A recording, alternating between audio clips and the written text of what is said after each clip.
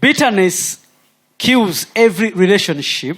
Nti obukaawu butta buli nkolagana yonna. It brings doubt, kikuleetera obuusabuusa, negativity, okubanga buli kimu okirabamu obubi, and even insecurity. Era n'okubanga tolina gwe weesiga. It piles up self-pity. Kikuteetera okubanga weesaasira nnyo. And you are always on tension and worried. Era n'obeera nga buli kiseera obeera ku bunkenke nga weeraliikiridde. It might happen again. Kisobola okuddamu n'ekibaawo. Like let's say if something hurt you a long time ago, you think it is going to happen again. Kati katugeze waliwo ekyabaawo ebbanga eriyise n'obeerawo ng'olowooza kigenda kuddamu kibeewo. So you have no sense of state of trusting God. Kati n'obeera nga muggwe temukyalimu kasimu nakamu keesiga Katonda. Now it affects your love with God because it can't sustain a relationship in doubt. Kati kino kikosa enkolagana yo ne Katonda kubanga oba tokyasobola kuyimirizaawo nkolagana yonna. Now when you become bitter out of a belief, kati bw'ofuuka omukaawu olw'enzikiriza, you think God is going to punish people who hurt you. Olowooza nti Katonda agenda kubonereza abo abaakulumya. Now the more God doesn't punish them, the more you get hurt. Kati Katonda gy'akoma okubanga tababonereza gy'okoma okulumwa. He stole my money. He's still there living. No. Naye akyaliwo nedda. You come back to church and they told you about Jesus, that he fights your enemies. Now you come to Jesus. Kati n'ojja mu kanisa nti bagamba Yesu alwana entalo zo n'okomawo. And then you see Jesus Christ telling you about love your neighbor as you love yourself. Kati n'owulira ng'ate Kristo yagamba mbu yagala mulirwanaawo nga bwe weeyagala. And you see the thief who stole the money there even within the same church. Kati ate n'olaba omubbi eyabba ssente ng'ali mu kanisa y'emu. Now, bitterness gives you a certain belief and you keep in the hope that God maybe will punish them while you're seeing. Kati obukaawu bubaako embeera gye bukuteekamu n'ofuna essuubi ti lumu Katonda gy'ababonereza ng'olaba n'amaaso go. And when God does not hear your plea, kati Katonda bw'atawulira kwaba kwo, or God is not intervening in any circumstance, obanga Katonda talina mbeera n'emu gye yeenyigiddemu, you become your own judge and executor. Kati bw'otyo n'ofuuka omulamuzi wo gwe mwennyini, era gwe kennyini ne weetuukiririza ebyo. I cannot allow to be stolen.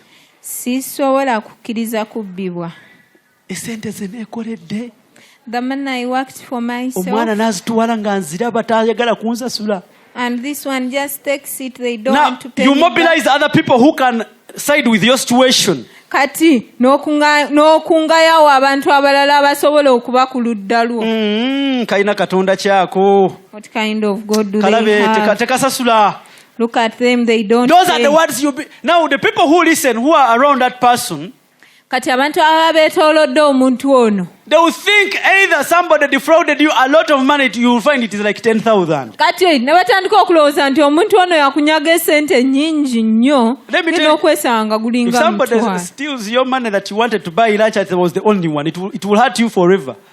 Muntu wabba akasenteko wekaba katono naye nga kobadde oyina ogulamu ekyemisana. Now, bitterness is very bad to the extent it defiles people who are not part of your problem. Obukaawu bubi nnyo okutuuka ku kigera nti bugwagwawaza n'abantu abatabadde mu kizibu kyo. You get other people to fight for your wars and battles. N'otandika okunoonya abantu abalala bakulwanireko entalo. You find you hate me, but there is nothing I've never stolen from you. Ne weesanga ng'onkyawa naye ng'ate gwe siina kye nali nkunyaze. But because of the story they told you about me, naye olw'ekyo kye baakunyumizaako. are you seeing how you're affected by a bitter person? Olaba engeri gy'okosebwamu omuntu omukaawu. Now, when I come either to give you something here, the only thing you see is the money I stole. Kati nze bwe nzijambeko oba kyembulira wano nga gwe kyondabamu kiri kimu sente ze nnabba. How can you learn? Are you getting the point? Oba onaayiga And how will you build a relationship? Because now you've put already a wall between me and you. Kati era oba onaazimba otya enkolagana kuba wakati wange naawe oba omaze okuteekawo ekisenge. Now, the church is filled with people who have been bitterly affected by circumstances. Kati ekkanisa ejjudde abantu abakoseddwa mu bukaawu embeera. Some were either not paid. Abamu nga baanyagibwa. Some were abused. Abamu baavumibwa. So like you'll create a lot of situations here that you know. N'oteekawo wano embeera nnyingi z'omanyi obulungi. Now these things will not build us, they will kill the heart the more.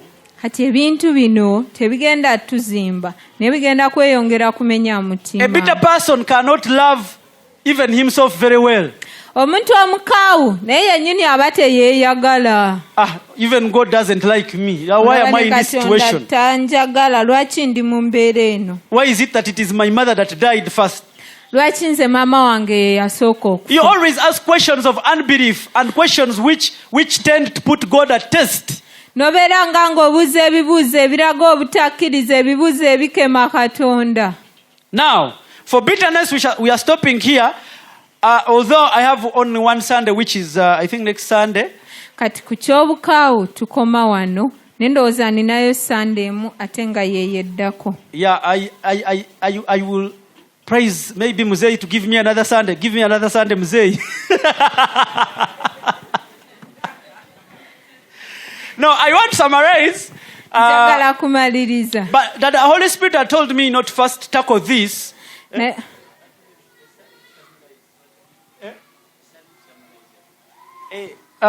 Yeah, like I have the other Sunday, which is mine. Eh?